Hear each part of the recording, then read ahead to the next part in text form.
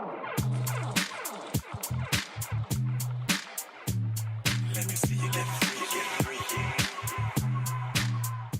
everybody, welcome to the Juliet Kamanga show and I hope you're good. So I'm going to do a video that is going to give you tips on how to edit for YouTube. Premiere Pro is very complicated and I wanted to do kind of a tutorial thing with you guys, but it ended up being too long-winded and very not my brand. I didn't want to force you guys to have to go through all that. I think the best thing is if you don't know how to use Premiere Pro or Final Cut or DaVinci Resolve or whatever editing software you use, I suggest that you go check out people who literally do tutorials, because I think they are so good at understanding how to teach people and I'm not one of those people. However, I'm very good at giving people tips. Look, I don't have a lot of subscribers, everyone can see this. I don't have the biggest audience just yet and I don't have 1 million views just yet. But the one thing I do know is that my editing has improved a lot and I make sure that it's pretty good, except when I'm lazy, because I take pride in my work. I am a filmmaker, I am an editor. Okay, let's just get into it, okay? It's gonna be split in between video and audio. And this is not like you must do this or you're a bad YouTuber, because there are people who have very interesting editing, styles, or don't even edit and they have 1 million views. I know nothing about how to get views, but I do know how to make it look a bit better, so that even if you have those views but you just want to clean things up, there is always a way for you to do it. Okay, so let's start with the video.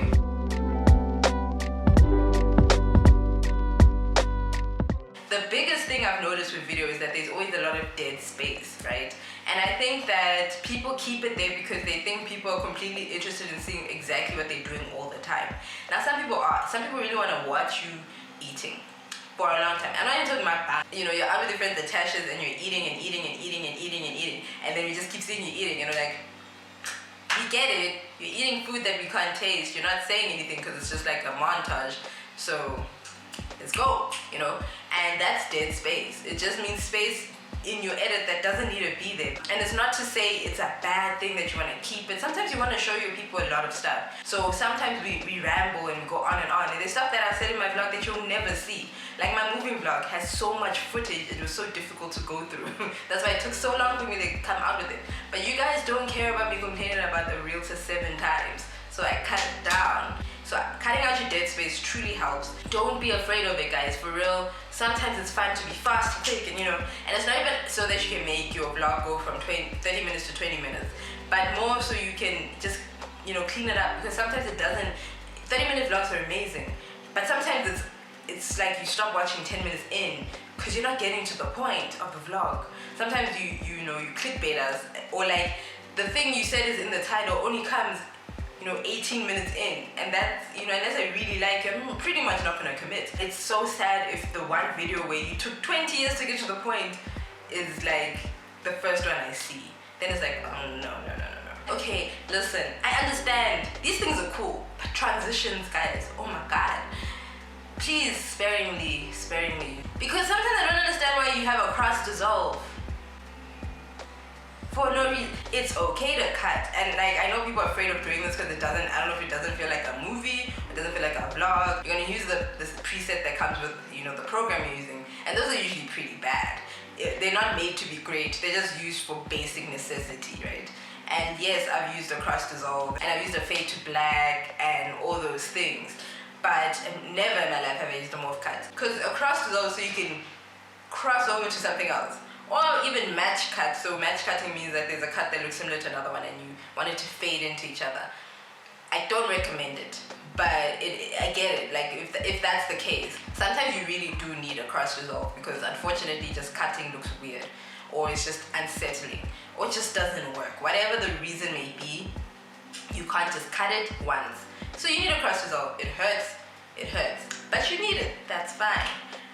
Or even a fade to a black. Damn, bro, even a fade to white. Fine. But why are you cross dissolving footage you don't need to cross dissolve? Just cut it, guys. Just cut it's okay, it's a vlog. Literally just cut and move on to the next scene. Or another way you can transition things is with music and titles. So I cut where I need to put a title card, and then I put some music underneath, and then I go into whatever I'm doing next, even if it's the same screen, such as this. Empty and quiet. What does the world look like? Because when you come back home, it's chaotic. My next phase was moments. And I don't want to be a dick because some people really love to have the faded thing. Consider why you're doing it, because I don't know if it benefits anyone. Another very important thing, because I did speak about like a graphic card or a title card, and people, guys, oh my god, I love this new aesthetic we're going for in life, you know, this retro film look, you know that peach thing that everyone likes to do. I get it, okay, I really do get it. But there's a curly font everyone likes to use, and then like it's cute and it's curly and it's 2 words so I can read it. And then some people want to write sentences with this curly text on their YouTube channels, and I'm like, but we can't read what you're saying. Like, please be careful. You have to remember that some people, they can't read fast, so having something that's curlier makes it difficult for them to read. You make the font stay for like literally 5 seconds, nobody can read that. I've also been to blame for this. I've once left my, title so short that everyone's like, excuse me, babes. I have to keep going back to see what you're trying to say and then pause the video when that's not what you want, Keep the font simple, it's okay. Use a curly font if it's 1 to 3 words. But after that, it becomes so difficult to read. So if it is Sunday, great, use your curly font, girl. Go ham, babes. But if you're giving me a sentence or instructions and it's curly, like signature curly, there's no need, like I can't read what you're saying, dude. Like, I'm not saying you have to use a boring font. There are lots of amazing fonts you can get at the fonts, but all I'm saying is just be careful and make sure you can read it. And if you can read it, ask someone else to read it just to make sure that font is for you. Finding fonts for your channel is very difficult. I am not great with fonts, but one thing I will tell you is that I make sure people can read what I'm writing. Also, when you're gonna put a title up, make sure you read it slowly, because people like myself, I'm a fast reader. I've been reading since I was very young, so I read very quickly. Great. Not everyone is me, and that is also okay. Make sure you're gonna give people enough time, so read it slowly, like, oh, did you mean that something? And it sounds tedious, but it's okay. It's for people who can't read as fast, but need to read whatever you're saying. You have to give a shit about them, or break it down, or have the text as well as audio explaining what you're saying. Hey everybody, welcome back to the Juliet Kamanga show. Another thing about video, sometimes you just have to watch other people's content to understand where you want to go. Editing is literally just like, it can be anything, and that's okay. It's so many opportunities to mess up and do great, and it's just YouTube at the end of the day. I'm not saying take it lightly if you don't want to. I'm just saying at the end of the day, it's your channel, it's your baby. So enjoy it. Don't be too stern on yourself if you make a mistake. Don't be stern on yourself if your content isn't just there yet. You're figuring it out. But watching other people helps you realize what you could be or what you want to be. Or maybe something you never knew you could be. So just check out different people. I discovered someone a few months ago named Best Dressed. A lot of you may have known her already. I only found out about her during lockdown because it gave me the time to learn about all these new people. And she edited a style that I one day aspire to get to. But that is because she has more time to edit, and I have to also understand that I don't have that time to edit. So the same thing can be said for you. Keep watching other people's content and you figure it out. Now, I'm not saying copy people, please be careful. I'm saying inspiration, okay? You know what I mean? Like, oh, you see this dress, you're inspired, you make something cute like it, not make it and sell it and then pretend it's your own design. Because that's when you're stealing. The next things are very important, so please listen to me as much as you can. Do not be offended at all, because again, this is sound, and even specific editors cannot edit sound.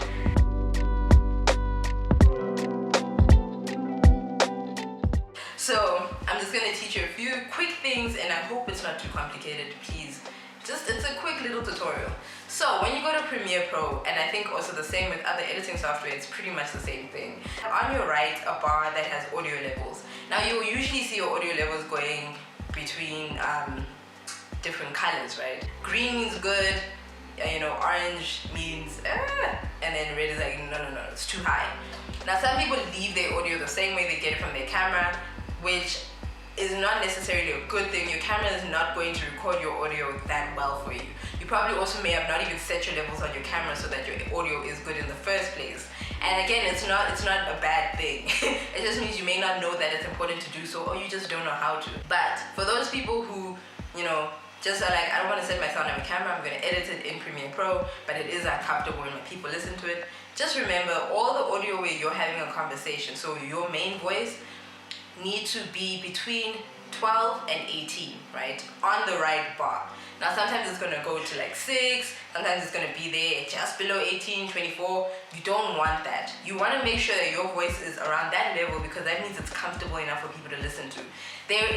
You can have the worst headphones in the world and you can't hear it, but just trust your levels. Always trust your levels more than your headset. It is the basic fundamental rule because yes, if you're gonna buy, and it's not even again to shame anyone, if you're gonna buy, those 20 rand pep headphones, they will not sound like Hisense headphones, that were like 500 rand, and that is okay. But the point is, you need to make sure that you trust your levels more than your ears because your ears do not hear how everyone else is gonna hear. So make sure that your levels are 12 to 18. Even if you can't hear anything because your headphones are broken, it's not important. You make sure that they are there between 12 and 18. Now, if you don't know how to do that, there are 2 ways to do this. You can right click on your audio file or on your file in general, and you can go to audio gain. Now, gain is just how you move your decibels up and down. So you figure out where you want to set it to, right? Usually what I like to do is minus because usually my audio is too high. So I like to minus in increments. Now I have been doing this, as I said, for a few years. So I do kind of understand how my sound waves work. I know how much I need to minus it so it's clean, right?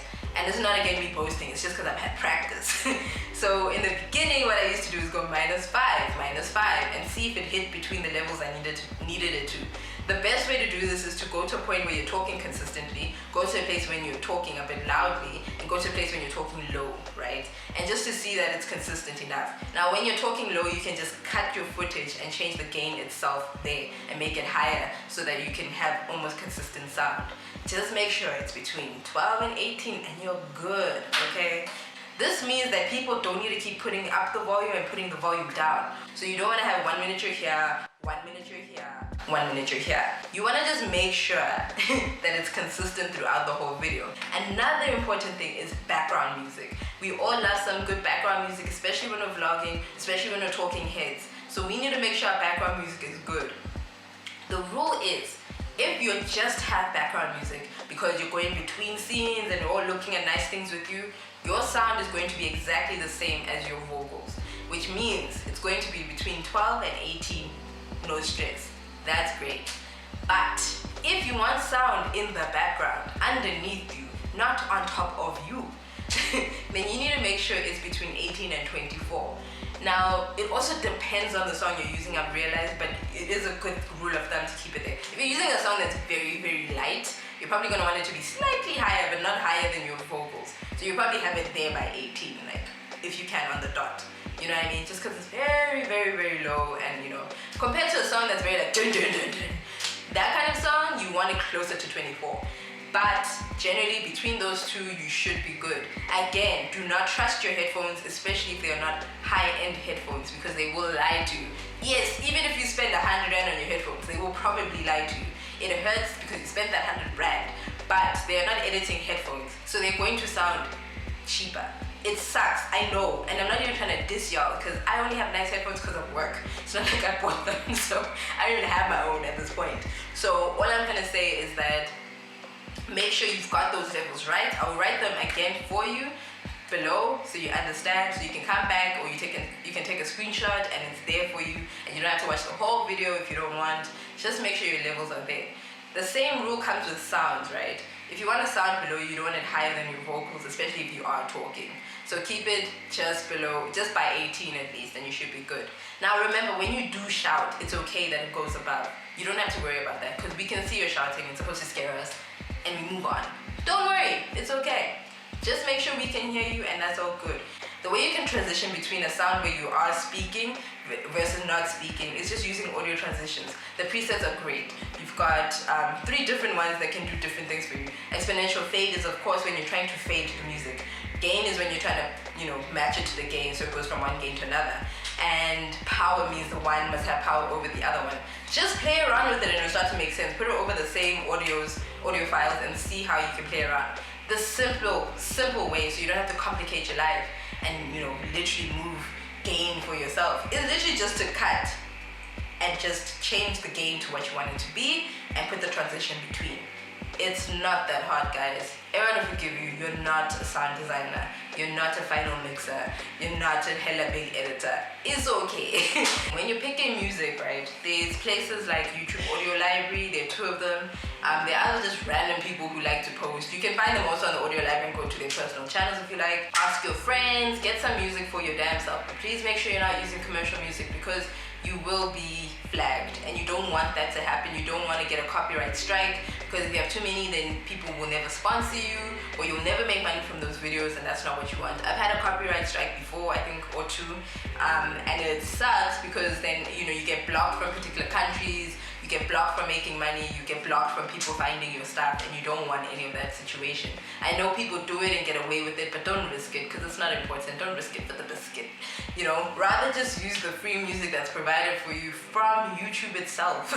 There's so much music, and I use a bunch of it in my in my videos. Just make sure you credit the people. I kind of suck at it, and it's not on purpose. I generally actually just forget to credit newer people that I'm using. Same thing with footage. Don't use footage unless you're sure that you'll be okay. I do know that you get away with using footage over audio a lot more, because I did an entire music video, art appreciation thing without my face in it at all, and no one came for me. But also probably because I credited every single person in the video without fail.